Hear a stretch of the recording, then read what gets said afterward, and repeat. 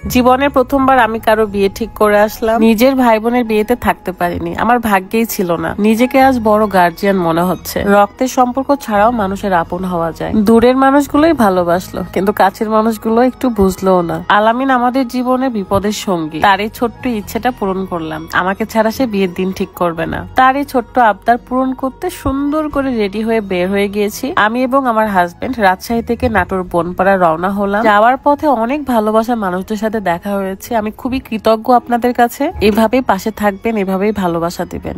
যাওয়ার পথে একটু ব্রেক নিয়ে আমরা চা খেলাম, দেন আবার বের হয়ে যাই। আলামিনের বাড়ি হচ্ছে নাটোর বনপাড়া, সো সেখানে যেতে প্রায় 2 ঘন্টার মতো আমাদের সময় লেগেছে। রাডি পুরো রাস্তাটা ড্রাইভ করেছিল, বাট আমি আধা ঘন্টার মতো নিয়েছিলাম। আমরা প্রথমে যাব আলামিনের বাড়ি, তারপর যাব মেয়ের বাড়িতে বিয়ের দিন ঠিক করতে। বউ কে হতে পারে বলেন তো? আর খুশির ঠেলায় কোনো নাস্তা না করে বাড়ি থেকে বের হয়ে গিয়েছি। কথা বলতে বলতে চলে আসলাম আলামিনদের বাড়িতে। এন্ড আন্টি এত কিছু রান্না করেছে আমাদের জন্য। নামার সাথে সাথে আগে খাওয়া দাওয়া করি, তারপরে মেয়ের বাড়িতে যাওয়ার জন্য আমরা রওনা হই। সে তো আমাদেরকে দেখে ভীষণ খুশি এবং তার নতুন করে বাড়িটা তৈরি করছে। ইনশাল্লাহ আপনারা নতুন কিছু দেখতে পারবেন। তার জীবনটা অনেক সুখের হোক, সবসময় দোয়া করব। সো আন্টিকে রেখে এখন আমরা সবাই মিলে চলে যাব। আরো 4-5 জন গার্জিয়ান আছে যারা অন্য গাড়িতে আছে। মা শুধু যায়নি, তাছাড়া বাবা মামা আরো অনেকজন ছিল। দেন আন্টিকে বললাম আমাদের গাড়িটা কেমন হয়েছে। সে তো ভীষণ খুশি, বলছে অনেক সুন্দর। আলামিনের বাড়ি থেকে 15 কিলোমিটার দূরে ছিল মেয়ের বাড়ি। তো এসে আগে আপুর বাড়িতে উঠি, কারণ আলামিনের বোনের বাড়িও এখানে। এখানকার মাটিগুলো কত ফাটা দেখেন, এগুলোকে নাকি মোটা মাটি বলা হয়। মেয়ের বাড়িতে যাওয়ার আগে বোনের বাড়িতে আসছি, কারণ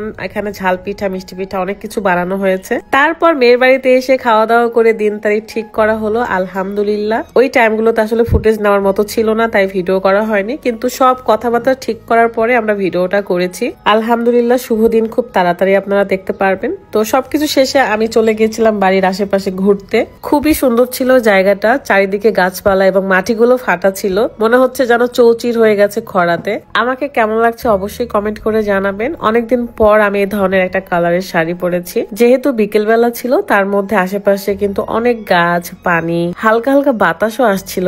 এত ভালো লাগছিল, মনে হচ্ছে যেন এখানেই থেকে যায়। আর এই চুড়ি তো আমার ভীষণ পছন্দ, এত পছন্দ করি যেন সবসময় পরে থাকি। গ্রামের পরিবেশগুলো কিন্তু ভীষণ সুন্দর হয়, তার মধ্যে যদি এত সুন্দর দৃশ্য থাকে তাহলে তো কথাই নেই। এটা হচ্ছে আলামিনের বড় আপু। আপু ভীষণ মিশুক, আমাকে খুবই ভালোবাসে, স্নেহ করে, আদর করে। আমরা এমনই যে একটু ভালোবাসবে, আদর করবে, তার জন্য আমরা সবকিছু করতে পারি। এই তো বিয়ের দিন তো ঠিক হয়ে গেল, এই কারণে আমি ভীষণ আনন্দিত, কারণ আমি আমার ভাই বোনের বিয়েতে থাকতে পারিনি, যদিও বা অনেক কারণ ছিল। আমার ছোট বোনের যখন বিয়ে হয় তখন আমি প্রেগনেন্ট ছিলাম, তাও আবার 9 মাসের প্রেগনেন্ট, তাই যেতে পারিনি। ইনশাল্লাহ খুব শীঘ্রই আপনারা আলামিনের শুভ দিন দেখতে পারবেন। সবাই দোয়া করবেন ছেলেটার জন্য। ভালো থাকবেন, সুস্থ থাকবেন। আল্লাহ হাফেজ, আসসালামু আলাইকুম।